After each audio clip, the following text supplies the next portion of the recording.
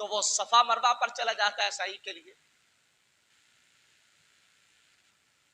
اور کسی کی یاد تازہ کرنے کے لیے چلا جاتا ہے کہ جہاں پر سیدہ ہاجرہ سلام اللہ تعالی علیہا حضرت اسماعیل علیہ السلام کے لیے انہوں نے گردش کی تھی، اور جہاں پر وہ پیدل آہستہ چلی تھی وہاں پر آہستہ چلتا ہے، اور جہاں پر تیز چلی تھی بھاگی تھی وہاں پر بیٹا بھاگ رہا ہے۔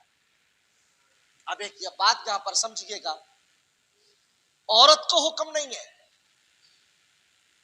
جب وہ صفا مروہ کر رہی ہے، عورت کو حکم نہیں ہے کہ وہ میلین الاخضرین میں بھاگے۔ وہ جس جگہ پر دوڑا جاتا ہے اس جگہ پر عورت کو دوڑنے کا حکم نہیں ہے، صرف مرد کو دوڑنے کا حکم ہے، عورت نہیں دوڑے گی۔ حالانکہ دیکھا جائے کہ یہ سنت تو ایک عورت کی ہے، یہ طریقہ تو ایک عورت کا ہے، لیکن عورت کو حکم ہے وہ نہ دوڑے، مرد کو حکم ہے وہ دوڑے۔ کس لیے؟ یہ بتانے کے لیے، یہ سمجھانے کے لیے کہ ایک ماں ایک بیٹے کے لیے دوڑی تھی، رہتی دنیا تک بیٹے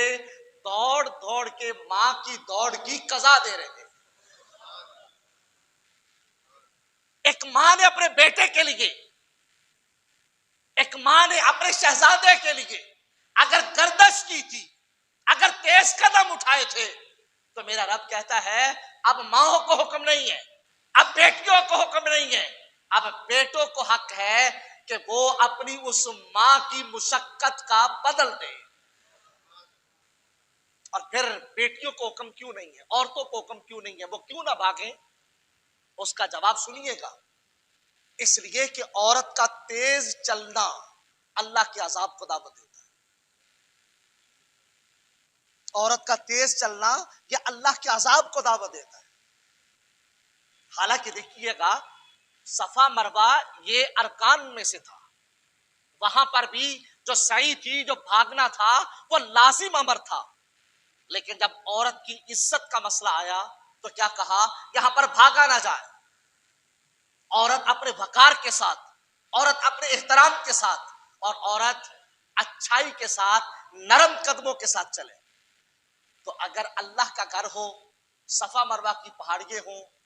اور سیدہ ہاجرہ کی سنت ہو، اور عورت کے احترام کے پیش نظر کہا جائے تو نے نہیں بھاگنا، تو پھر یہ میراتھن ریس کے نام پہ اگر عورتوں کو دوڑایا جائے، اگر فٹ بال کے گراؤنڈ کے اندر عورتوں کو اتار دیا جائے، اور اگر کرکٹ کے گراؤنڈ کے اندر عورتوں کو اتار دیا جائے، اور کبھی اس سے آگے بڑھ کر عورتیں کبڈی کے میدان میں اتر آئے، اور ہم کہیں نہیں جی یہ عورت کو شانہ بشانہ کرنے کا، آپ اس بات کو محسوس کرتے ہوں گے، اور میں نے حرمین شریفین کے سفر میں اس دل خراش حقیقت کو محسوس کیا۔ پہلے حرمین شریفین کے سفر کے اندر بے پردہ عورتیں نظر نہیں آتی تھی، سعودی حکومت نے خدا جانے ان کی کیا مجبوری ہے، اب انہوں نے عورت کو بے لگام کرنا شروع کر دیا۔ پہلے کم از کم جا کر دل ٹھنڈا ہوتا تھا کہ عورت کے پردے کا تو یہاں پر اہتمام ہے، اب ایئرپورٹ کے سارے کاؤنٹروں پر عورتیں بیٹھی ہیں، اور اس سے بڑا دل دکھانے والا مسئلہ تو یہاں تک بات آ گئی کہ گاڑیوں کی ڈرائیونگ تک عورت کر رہی ہے، وہ بھی ٹیکسی۔ ایک تو ہے کہ چلو عورت اپنی گاڑی چلا کے اپنے دفتر جا رہی ہے، اپنے کام جا رہی ہے، ٹیکسی چلانے کے لیے ڈرائیونگ عورت کر رہی ہے، اور رکشے عورتیں چلا رہی ہیں۔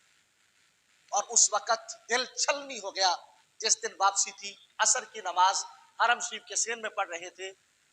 جب دیکھا عصر کی نماز کے لیے امام کے سامنے سے جب حرم شریف کا صحن خالی کرایا گیا،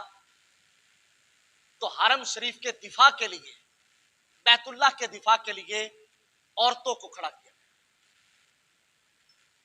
پہلے ہوتی تھی عورتیں، اور وہ کیا ہوتی تھی، وہ لباس ان کا ایسا ہوتا تھا، پردے میں ہوتی تھی،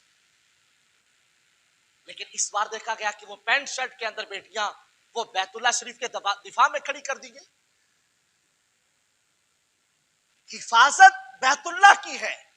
اور وہاں پر کھڑا عورت کو کیا گیا کہ مرد ختم ہو گئے۔ اب یہ کس انداز سے ہمارے ایمان کو کمزور کیا جا رہا ہے۔ اور یہیں پر تو جا کر ہم نے اپنا ایمان بچانا تھا، یہیں پر تو جا کر ہم نے اپنے ایمان پہ پہرا دینا تھا، یہیں پر تو جا کر ہم نے اپنے ایمان پہ تحفظ کرنا تھا، لیکن وہیں پر جا کر ہمارے ایمان کی کمزوری کے اسباب پیدا کر دیے گئے. اور اسی لیے رسول کریم صلی اللہ علیہ وسلم نے ارشاد فرمایا تھا اپنی عورتوں کو اپنے گھروں میں رکھنا، تم نجات میں رہو گے، اور جب تمہاری عورتیں تمہارے گھروں سے باہر آ جائے گی تو یاد رکھنا تمہاری ہلاکت آ جائے گی. تو اگر عورتیں اور عورتوں کے حقوق کا اسلام مخالف نہیں ہے، جس طرح اسلام حقوق عورت کے ادا کرتا ہے، آج تک نہ کوئی تہذیب دے سکی، نہ کوئی ثقافت دے سکی، نہ کوئی مذہب دے سکا، لیکن اس مرتبہ یہ حالت دیکھ کر بہت دل دکھا. لیکن میں آپ سے یہی عرض کر سکتا ہوں، میرے سمیت اللہ کرے ہم بار بار جائیں، جب جائیں تو میاں اپنی آنکھوں پہ پٹیاں باندھ کے جائیں، اپنی آنکھوں پہ پٹیاں باندھ کے جائیں.